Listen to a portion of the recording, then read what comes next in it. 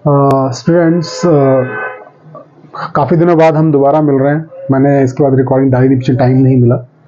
तो अभी मैं बिकॉज ऑनलाइन क्लास थी, पॉल्यूशन ब्रेक था, तो डायनामिक्स पे मैं एक चैप्टर डाल रहा हूँ यहाँ आपको, और ये अब 11th क्लास के लिए डाल रहा हूँ मैं आपको। तो इसके बेसिक्स वही बताया मैंने आपको। ये गवर्नमेंट स्कूल के बच्चों के ऊपर मेनली बेस्ड है, मतलब वो अच्छे से समझ पाएँ स्कूल में, उनको दिक्कत ना आए ज़्यादा। तो इसीलिए मैं फिर बेसिक्स आपको जो भी एनसीईआरटी के हैं वो बेसिक्स करवा रहा हूँ आपको स्टार्टिंग से। तो मैं इंट्रोडक्शन स्टार्ट करता हूँ, चैप्टर थर्मोडायनामिक्स 11th क्लास। तो फर्स्ट हम थर्मोडायनामिक्स भाई किस चीज़ के ऊपर बेस्ड है, तो यहाँ पर मेनली जो केमिकल एनर्जी जो चेंज होती है तो उसके ऊपर थर्मोडायनामिक्स बेस्ड है। जैसे कि आपके एनसीईआरटी में फर्स्ट जो आपका पैराग्राफ दे रखा है, मैं मेनली वही डिस्कस कर रहा हूँ। तो थर्मोडायनामिक्स आपका किस किस फॉर्म में आ सकती है, तो वो बताता है कि जब कोई केमिकल एनर्जी जब आपकी हीट की फॉर्म में चेंज हो जाए, या कोई मैकेनिकल वर्क करे, मैकेनिकल एनर्जी, दैट्स वाई, ठीक है, हीट की फॉर्म में आ जाए, मैकेनिकल वर्क में आ जाए, इलेक्ट्रिकल वर्क में आ जाए, वर्क बोल दो, एनर्जी बोल दो। तो जब ऐसे चेंजेस होते हैं किसी भी केमिकल एनर्जी के, कोई भी केमिकल्स, मॉलिक्यूल्स, एटम्स का जब चेंज होता है इनटू हीट जनरेट करने में, मैकेनिकल वर्क करने में या इलेक्ट्रिकल वर्क करने में, तो उसको जैसे आप फ़ोन यूज़ करते हो, सबसे simple example mobile phone use करते हो, that is your chemical energy जो चेंज हो जाती है आपकी इलेक्ट्रिकल एनर्जी के अंदर, ठीक है, आप चीज़ें यूज़ करते हो। तो ये सब जो प्रोसेस है, ये जो चेंजेस है, इस चेंजेस की जो स्टडी करते हैं, दीज ऑल चेंजेस, इसकी जो हम स्टडी कर रहे हैं वो थर्मोडायनामिक्स ब्रांच में आती है।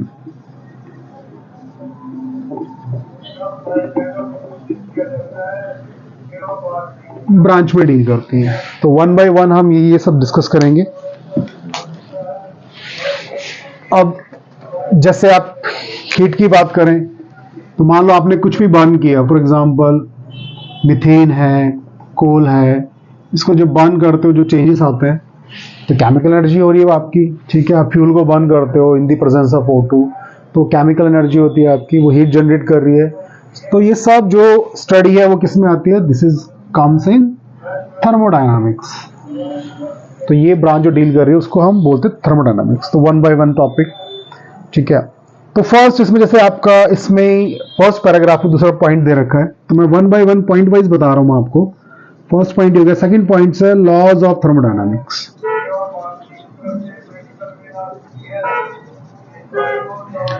तो इसमें बता रखा है कि जो थर्मोडायनामिक्स के लॉज हैं वो माइक्रोस्कोपिक पार्टिकल्स पे नहीं अप्लाई होते।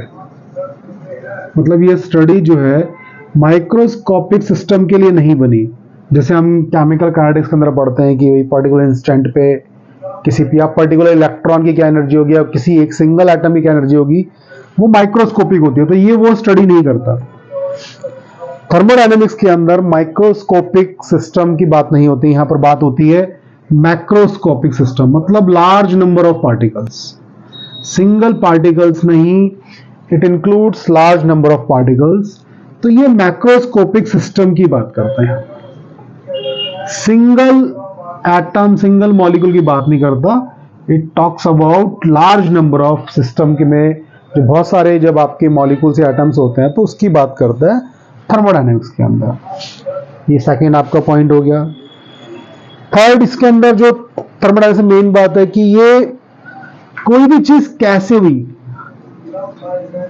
हुई और उसका रेट क्या है रिएक्शन का, ये उसके ऊपर भी बात नहीं करता। ये सिर्फ इनिशियल और फाइनल स्टेट में बात करता है।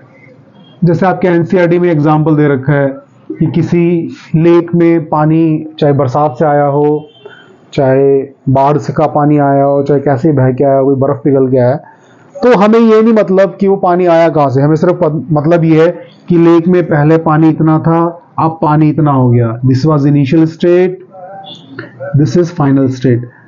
आया कहाँ से, हाउ, उसका रेट किस रेट से आया, धीरे धीरे आया, तेज आया, हम उसकी स्टडीज इस चैप्टर थर्मोडायनामिक्स में डील नहीं करते, हम इनिशियल और फाइनल स्टेट की बात करते हैं। तो ये कुछ इनके बेसिक प्रिंसिपल्स है थर्मोडायनामिक्स के जो हम पढ़ते हैं, ठीक है। इसी में नेक्स्ट पॉइंट है कि हम लॉज ऑफ थर्मोडायनामिक्स तभी पढ़ सकते हैं जब सिस्टम इक्विलिब्रियम में हो। मींस अगर ये इनिशियल स्टेट को हम कोई डिस्कस करना है तो ये भी इक्विलिब्रियम में होना चाहिए। मीनिंग और समझाता हूं, एक बार मैं रिकैप्चुलेशन कर लेता हूं कि हम कोई भी केमिकल एनर्जी चेंज होती है इन the form of the heat, mechanical work, electrical energy जब चेंज होती है, इस चेंज की जो स्टडी करते हैं हम, इस चेंजेस की जो स्टडी करते हैं उसको हम क्या बोलते हैं, थर्मोडायनामिक्स बोलते हैं। Second, laws of thermal supply होते हैं सिर्फ macroscopic, that is large number of particle, single molecule की बात नहीं करते। हाउ एंड रेट, हम इसकी बात भी नहीं करते किस रेट से हो रहा है, जल्दी हो रहा है, धीरे हो रहा है। We just talk about initial and final state. और एक लास्ट फर्स्ट पैराग्राफ में जो दे रखा आपका एनसीईआरटी में, वो और बता दूं मैं आपको। तो फर्स्ट पैराग्राफ में ये बता रखा आपके एनसीईआरटी में कि जो लॉज ऑफ थर्मोडायनामिक्स हैं वो सिर्फ इक्विलिब्रियम पे अप्लाई होता है, applies only at equilibrium. Means अब इसका मीनिंग क्या है, मान लो कोई सिस्टम है, इसमें कोई भी चीज है, एक गिवन कंडीशन पे केमिकल्स है, यहाँ कोई भी प्रेशर है, वॉल्यूम है, टेम्परेचर है, कुछ ही मान लो आप, ये 3 एटमॉस्फेरिक है, वॉल्यूम मान लो 10 है, टेम्परेचर मान लो जो है 30 डिग्री सेल्सियस है, ठीक है। तो इस कंडीशन के ऊपर ये इक्विलिब्रियम में सिस्टम, तो ये इसका इनिशियल स्टेट हो गया। अब इसको गर्म किया, हीट किया, कुछ भी है, सिस्टम के अंदर मान लो कोई भी गैसेस एक्सपैंड हो गई है, पार्टिकल सब एक्सपैंड होगी, तो ऑब्वियसली बात है वॉल्यूम भी चेंज होगा, हीट किया तो टेम्परेचर भी चेंज होगा, प्रेशर भी चेंज होगा। अब इस नई कंडीशन पे ये इक्विलिब्रियम में आ गया, फर्दर एक्सपेंशन नहीं हो रही। इनिशियली आपका इस किसी गिवन कंडीशन के ऊपर पार्टिकल्स इस स्टेट पे थे, आपने गर्म किया, आप एक्सपैंड हो गए, अब फिर से मैं इक्विलिब्रियम में आ गया, फर्दर ये एक्सपैंड नहीं हो रहे। तो इनिशियली इस कंडीशन पे इक्विलिब्रियम था, पार्टिकल जो एनर्जी गेन कर रहे हैं, लॉस कर रहे हैं। अब इस कंडीशन के ऊपर इक्विलिब्रियम आ गया, तो this is your final state, this is your initial state. बीच में क्या हुआ हमें उससे मतलब नहीं होता, यहां हम सिर्फ इनिशियल, जिसको आप बोल सकते हो P1, फाइनल से बोल सकते हो P2, initial V1, P2, T1, T2, जो आप फिजिक्स में ही पढ़ते हो। तो यहाँ पर बीच में क्या हुआ उस दौरान, उससे हमें मतलब नहीं होता। हम सिर्फ कोई भी थर्मोडायनामिक जो सिस्टम है वो सिर्फ हम इक्विलिब्रियम पढ़ सकते हैं, दैट इज इनिशियल और फाइनल, ठीक है। जब यहाँ इक्विलिब्रियम है तब हम कंडीशन पढ़ सकते हैं, जब यहाँ इक्विलिब्रियम है तब कंडीशन पढ़ सकते हैं। तो ये थर्मोडायनामिक्स की कुछ बेसिक चीजें हैं जो फर्स्ट पैराग्राफ में बता रखी है, एक तो इक्विलिब्रियम पढ़ा जाता है, ये सब को डिस्कस कर ही चुके हैं हम।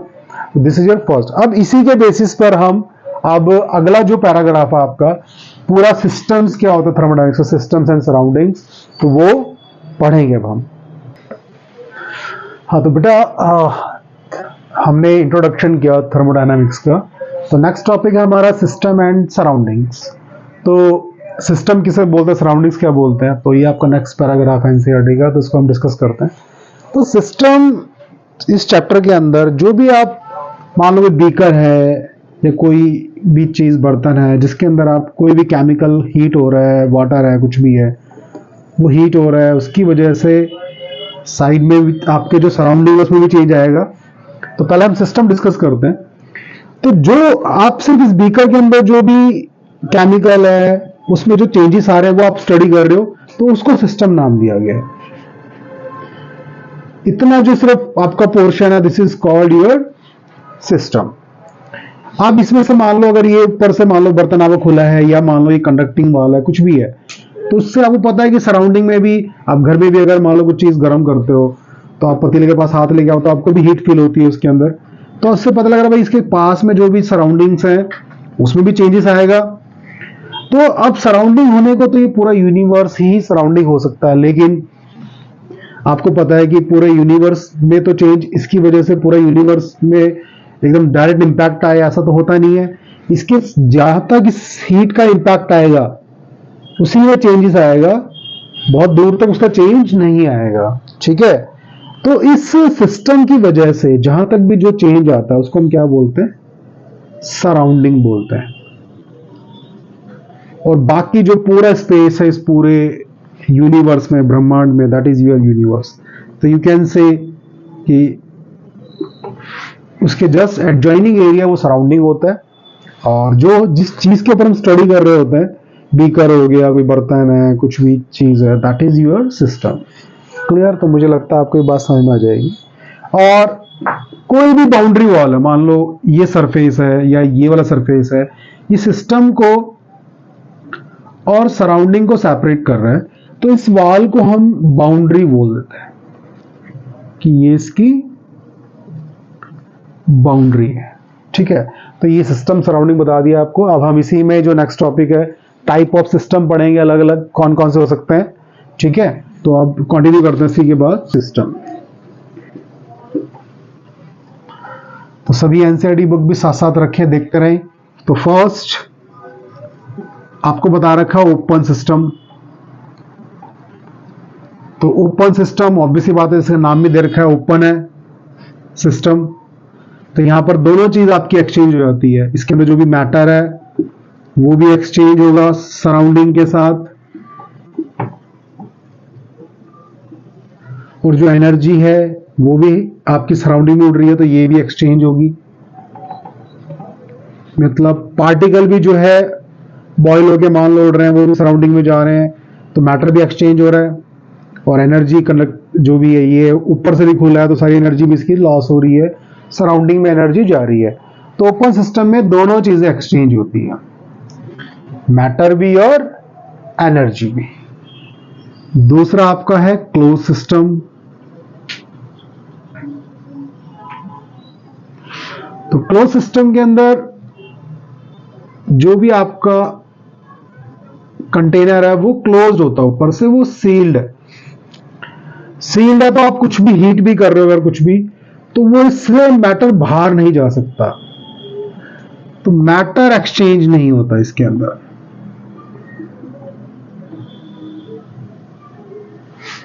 मैटर एक्सचेंज नहीं होता, ये आपका एक्सचेंज नहीं होगा। ठीक है, इससे मैटर एक्सचेंज हो जाता है ओपन के अंदर। बट अगर ये कंडक्टिंग वॉल्स है, कॉपर की, आयरन की, कोई भी कंडक्टिंग वॉल्स है, और कंडक्टिंग ही होगी तभी हम उसको क्लोज्ड बोलेंगे, तो एनर्जी एक्सचेंज हो जाएगी।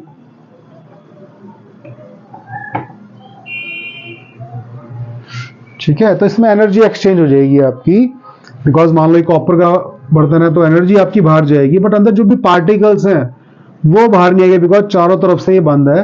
तो इस क्लोज्ड के अंदर मैटर एक्सचेंज होता है, मैटर एक्सचेंज नहीं होता, बट एनर्जी एक्सचेंज होती है। This is your close system. तीसरा है आइसोलेटेड।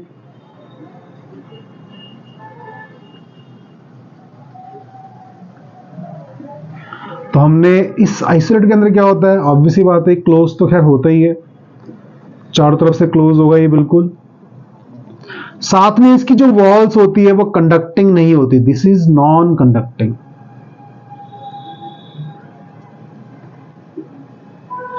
थर्मोफ्लास्क, जो घर में थर्मोफ्लास्क होता है तो वो बंद भी होते हैं, हमने ढक्कन बंद कर दिया, दे आर क्लोज्ड, और उनकी वॉल्स भी थर्मल होती है, मतलब थर्मस जो अंदर यूज करते हैं, तो वो नॉन कंडक्टिंग वॉल्स होती हैं। तो यहां पे ना ही मैटर एक्सचेंज होता और ना ही यहां पर एनर्जी एक्सचेंज होती। ठीक है, तो ये आपका जो है तीन तरह के सिस्टम बता रखे हैं, ओपन, क्लोज्ड, आइसोलेटेड। ठीक है, तो सब दिख रहा है चेंजेस में, दोनों चीज एक्सचेंज हो रही है, इसमें एनर्जी एक्सचेंज हो रही है, इसमें ना ही मैटर एक्सचेंज हो रहा है और ना ही एनर्जी एक्सचेंज हो रही, बिकॉज ये नॉन कंडक्टिंग वॉल्स हैं, ये बिल्कुल सराउंडिंग से अलग, आइसोलेट, जैसा कि नाम में लिखा है। तो this is your isolated system. तो ये तीन टॉपिक हैं आपके सेकंड उसके अंदर जो आपको बताए गए यहाँ पर। अब यहाँ पर एक सिस्टम और भी आता है, आइडियाबैटिक सिस्टम, तो उसको हम चलो यही डिस्कस कर लेते हैं, अच्छा रहेगा। तो एक टर्म और आती है, बल्कि अभी इस पैराग्राफ में तीन सिस्टम दे रखे हैं, या तो आगे पैराग्राफ में भी आएगा तभी हम डिस्कस करते हैं, चलो यहाँ भी कर सकते हैं वैसे तो, तभी करते हैं चलो। तो this is your isolated system, difference तभी बताएंगे आपको। तो इसमें क्या डिफरेंस है, चलो वो भी डिस्कस कर ही लेते हैं। आइडियाबैटिक, सो आइडियाबैटिक system,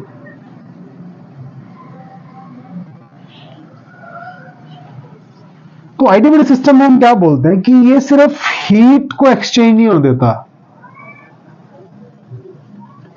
it prevents heat exchange. ये दोनों ऑलमोस्ट सेम सिस्टम है, एक हल्का सा डिफरेंस होता है। देखो यहाँ पे एनर्जी किसी भी फॉर्म में लॉस नहीं हो रही, ठीक है। ये भी पूरा क्लोज होता है कंटेनर आपका, इसमें भी कोई हीट एक्सचेंज नहीं होगी, ठीक है। मतलब हीट अंदर कोई भी है वो ट्रैप्ड रहेगी। इसकी भी नॉन कंडक्टिंग वॉल्स होती है। तो आप कहोगे सर ये तो सब कुछ सेम हो गया, बिल्कुल आइसोलेटेड की तरह हो गया, बट एक खास बात होती है, इसमें भी ना मैटर एक्सचेंज होता, हीट एक्सचेंज नहीं होगी इसके अंदर भी। लेकिन वो क्या करता है, मान लो कि अंदर जो है वर्क डन की फॉर्म के अंदर एनर्जी लॉस होती रहती है इसके अंदर। अब इसका मीनिंग क्या ही बताता हूं मैं। वर्क डन फॉर्म के अंदर, इस वर्क डन की फॉर्म में एनर्जी लॉस होती रहती है, लॉस या गेन जो भी होती है। अब इसका मीनिंग क्या है, फॉर एग्जाम्पल मान लो ये पूरा किसी मान लो साइकिल में हवा भरते हैं, एक पिस्टन आता है, पंप आता है, वो पंप पूरा सील्ड है, मान लो वो हवा भर रहा है। जब इन गैसेस को जब वो कंप्रेस करेगा, तो जब गैसेस कंप्रेस होती हैं आपस में टकराएंगी, तो हीट जनरेट होती है, एनर्जी जनरेट हो रही है आपकी, तो वर्क डन। या फिर ये जब पिस्टन रिलीज हो रहा है, तो फिर वो वर्क डन की फॉर्म में उसकी एनर्जी जो है, हीट थोड़ी सी कम होगी, तो एनर्जी लॉस होगी। तो पिस्टन पुश हो रहा है तब एनर्जी गेन हो रही है, पिस्टन जब वापस आ रहा है तो एनर्जी जो है लॉस हो रही है। तो एक्सचेंज वॉल से एक्सचेंज नहीं हो रही, लेकिन इस कंप्रेशन या रिलीज करने की वजह से जो है वर्क डन की फॉर्म में एनर्जी लॉस हो रही है। ऐसे सिस्टम को हम आइडियाबैटिक सिस्टम बोलते हैं, ठीक है।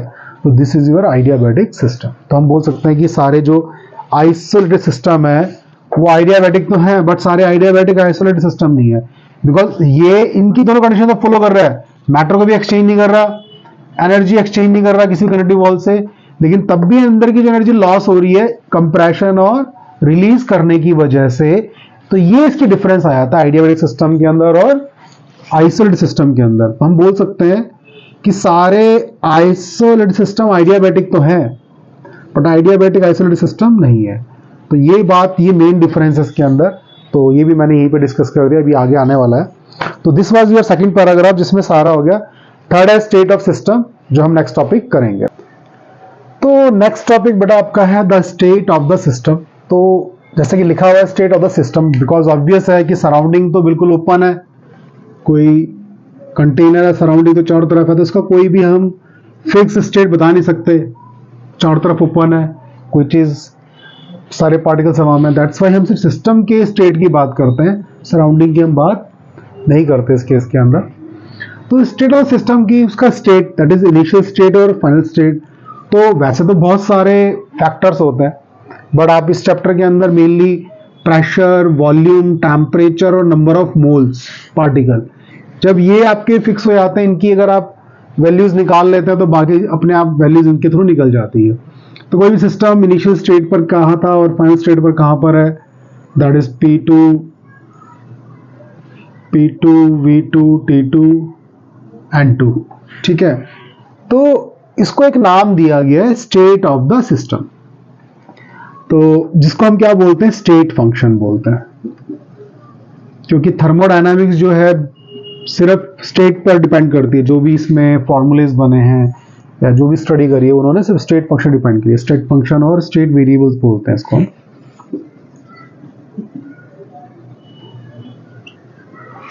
ठीक है। और ये आपको पता ही है कि मैक्रोस्कोपिक सिस्टम के लिए पढ़ते हैं, दैट इज एवरेज हम निकालते हैं हमेशा मैक्रोस्कोपिक पार्टिकल्स का, उनकी जो भी एवरेज एनर्जी है किसी पर्टिकुलर स्टेट पे, और वो पता है ये स्टेट भी हम कहाँ पे निकालते हैं, एट इक्विलिब्रियम निकालते हैं। तो average energy of macroscopic particles,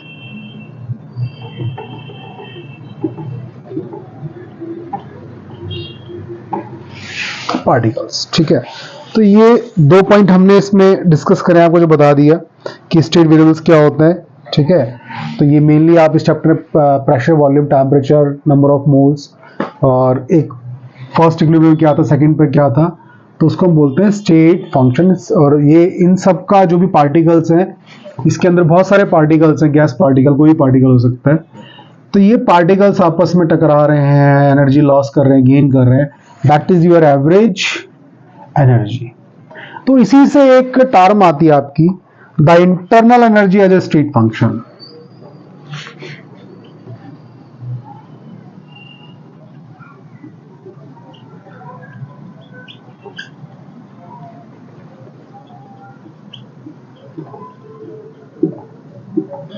the internal energy as a state function. अब ये इंटरनल एनर्जी टर्म दी है जिसको सिंबलाइज किया यहां पर यू से। ये क्या है इंटरनल एनर्जी? इसके अंदर बहुत सारे पार्टिकल्स हैं, इनकी अपनी एनर्जी है, केमिकल एनर्जी है, कुछ लॉस कर रहे हैं, मान लो मैकेनिकल वर्क हो रहा है तो मैकेनिकल एनर्जी हो जाएगा, आपका हीट है तो हीट एनर्जी हो जाएगा।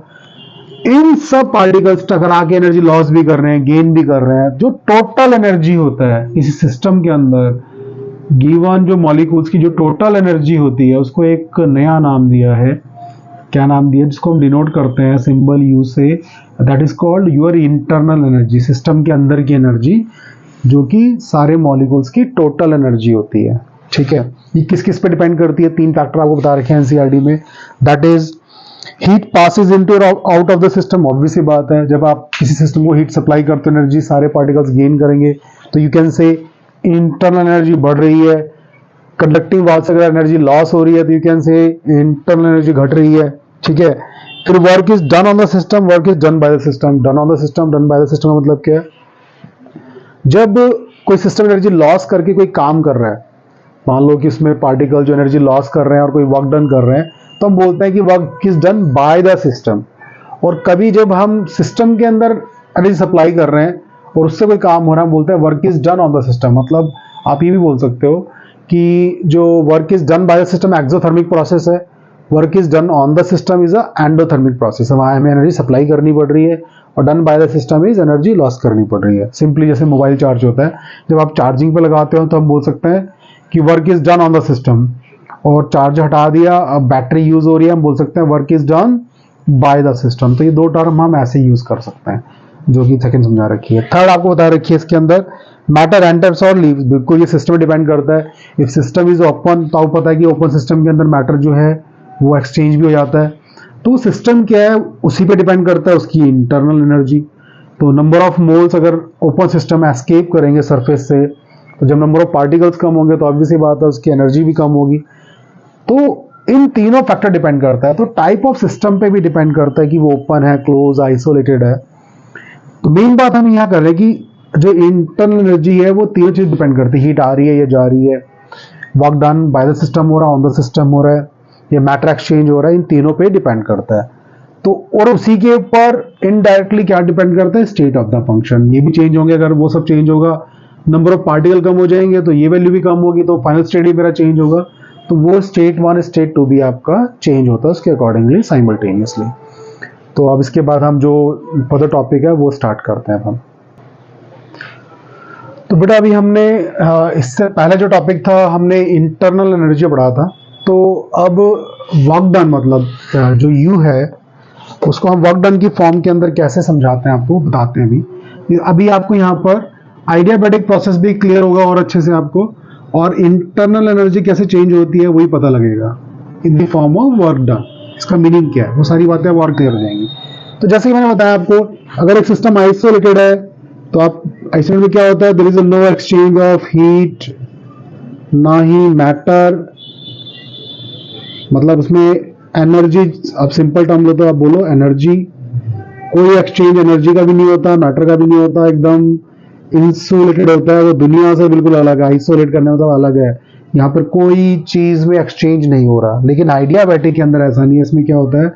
हीट एक्सचेंज नहीं होती, ना तो कोई हीट सिस्टम के अंदर आएगी, ना ही कोई हीट सिस्टम से बाहर जाएगी, बिकॉज इसकी वॉल भी नॉन कंडक्टिंग होती है।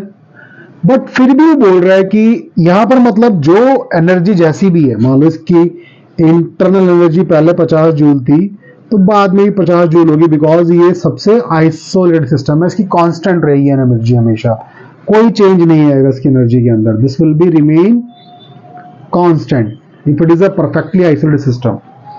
लेकिन आइडियाबैटिक में ऐसा नहीं है। आइडियाबैटिक बोल रहा है कि मेन कंडीशन क्या है कि हीट एक्सचेंज नहीं होती। मेन कॉन्सेप्ट ये है Q equals to 0, no change. But मान लो इसमें कोई आपने टरबाइन लगाया या कोई भी पैडल ऐसे आप पानी को बहुत जोर जोर से घुमा रहे हो, उसको घुमाने की वजह से जो मॉलिक्यूल्स हैं आपस में फ्रिक्शन हो रही है, एनर्जी गेन कर रहा है। मान लो 1 किलो जूल आपका वर्क डन हो गया। वर्क डन कितना हो गया? 1 किलो जूल। जो आपका एनसीईआरटी है वही वैल्यू ले रहा हूं। मीन्स ऑब्वियसली बात है, वर्क डन 1 किलो जूल हो गया तो कुछ एनर्जी गेन करी है, कुछ हीट गेन की है। बाहर से आपने कोई सप्लाई नहीं करी। आप इस पिस्टन के अंदर या कुछ भी पैडल समझ लो आप, जैसे टरबाइंस होते हैं बिजली वाले, क्लोज सिस्टम है आपका, इसको जो है घुमा रहे हो आप, उसकी वजह से एनर्जी प्रोड्यूस हो रही है और अब वर्क डन आप कहते हो कि भाई 1 किलो जूल वर्क डन हो गया, उससे सिस्टम पूरा हीट हो गया। तो ऑब्वियसली बात है, पहले टेम्परेचर कुछ होगा, जब आपने उसको पैडल चलाना शुरू नहीं किया उस टाइम कोई टेम्परेचर टी होगा, मान लो 30 डिग्री है। अब जब आप उसको पैडल को चार्न कर रहे हो, जो कि आपका एनसीईआरटी का एग्जांपल, अब नया टेम्परेचर मान लो 50 डिग्री हो गया, तो ऑब्वियसली बात है टेम्परेचर बटा टीबी बाई टीए, तभी तो वर्क डन हो रहा है। तो टीबी माइनस टीए, ये वर्क डन हुआ बिकॉज आप पैडल चर्न कर रहे हो, उसकी वजह से सिस्टम के अंदर एनर्जी गेन हो रही है, बाहर से हीट सप्लाई नहीं कर रहे, तो प्रोसेस आइडियाबैटिक हो गया। बट वर्क डन हो रहा है बिकॉज आप उसको चर्न कर रहे हो, उससे हीट प्रोड्यूस हो रही है, तो इतना किलो जूल वर्क डन आपका हो गया। अब इसी में ही वो बोल रहा है कि सेम वर्क डन, इसमें तो आपने पैडल चलाए, अब मैं पैडल नहीं चला रहा। अब मैंने इसमें एक, जैसे घर में आप पानी गर्म करते हो, जो वाटर रॉड आती है,